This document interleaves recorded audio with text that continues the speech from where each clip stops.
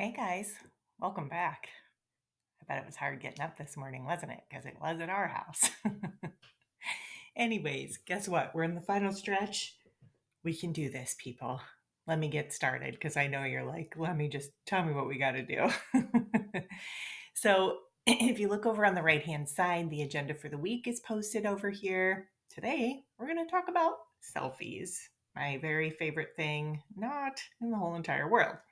And actually, the reason why is because this is going to lead into the next unit that we're going to do, Unit 5 in the textbook, which is all about finding your path.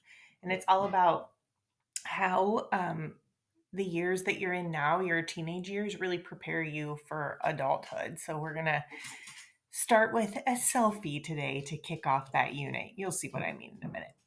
Um, then we are going to read tomorrow the first article that's in the textbook, which is called The Debt That We Owe to the Adolescent Brain, which is an informational piece. It's actually pretty good, basically saying, like, you guys, we can learn a lot from you. It's basically what it boils down to, which you're like, yeah, we already knew that. Wednesday, we're going to analyze the text. Thursday, we're going to discuss and write. And Friday is First Chapter Friday. And I actually forget which book we're doing this Friday, but I'll talk to you about it tomorrow. Okay, so today we're going to look at a very short poem called Self Portrait with Wife. Then we're going to do a scroll through your phone or any kind of device that you have. And then we're going to write a little bit about it. So, here's the poem. And I want you to think about what line stood out to you. Why did it stand out to you? And what did you visualize while you were reading the poem? So you don't need to write anything down. I just want you to think about those things as we go through the poem. So here we go. Self Portrait with Wife by Jonathan Potter. We stand together before the stark, shimmering, gliding mirrored doors our bedroom closet lurks behind, the hardwood floor beneath our feet, mine bare, yours with black socks. Our bed of bliss stretched out there behind us, covered by a flower print comforter that's sometimes thrown aside in hot fits, the laundry basket empty and waiting for the next load of colors. My arm wrapped around you with my wristwatch on fingers clutching your shoulder. Your nose obscured by a smudge where skin perhaps has nuzzled the mirror. The dresser, the lamp, your son's painting, the winter scene, the jewelry box, the almost hidden books, and over to the side, my socks black like yours. Could you kind of at least visualize what we were looking at there? Just kind of a normal description of a somewhat, I would say, maybe messy bedroom. um, and just a husband who's just looking over all of it like, yep, this is mine. And my picture with my wife, what I see when we're standing there together in front of the mirror, what I see. So that kind of leads us to this discussion of, that's the image that they paint here is kind of like a selfie, right? When you're taking a selfie of yourself with someone else, um, there's things you see by looking at it. Like, you're like, okay, well, I see her and I see her best friend. But what is it that we really don't typically notice in the selfie? And I would say that's what we're seeing there in the poem. Does that make sense? Like, on the surface, if you were looking at this, whatever this scene is that they created here in this poem, you might just see a husband and a wife standing together with their arms around each other, taking their picture. But what he's trying to say is there's a lot that you don't see. And so he's trying to describe those things that you may not notice or you may not even be able to see in the image, all the little things, but obviously they mean something a little bit more to him. So it's all about seeing what's not necessarily there when you're looking at something on the surface. Okay. So when we go back through the poem, okay, because what I'd like you to do is pause the video and just go ahead and read the poem one more time to yourself. Think about the words that are used to capture the images of these two people, like the laundry basket empty, your son's painting, the almost hidden books. And think about, what do each of these little snippets suggest about these characters? The empty laundry basket, what does that suggest about them? Your son's painting. I thought that was interesting that he didn't say our son's painting. So it makes me think that maybe it's her son and maybe he's like the stepdad or something. The almost hidden books, you wonder about that. Like, what does he mean? Does he mean like they're books that, are like kind of secretive? Does it mean that she was attempting to put them away but didn't do a very good job of it? Like, what does that mean? It's interesting.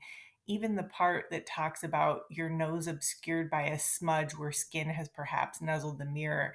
At first, I didn't understand that, but I think he's trying to say, like, when she looks in the mirror, her reflection has a little smudge over the nose, because you know how, like, when you bump up against a mirror, the oils from your skin will make a smudge mark on it. I think that's what he's saying, is it's like she did that and then now there's that little smudge on the mirror that happens to be right in front of her face.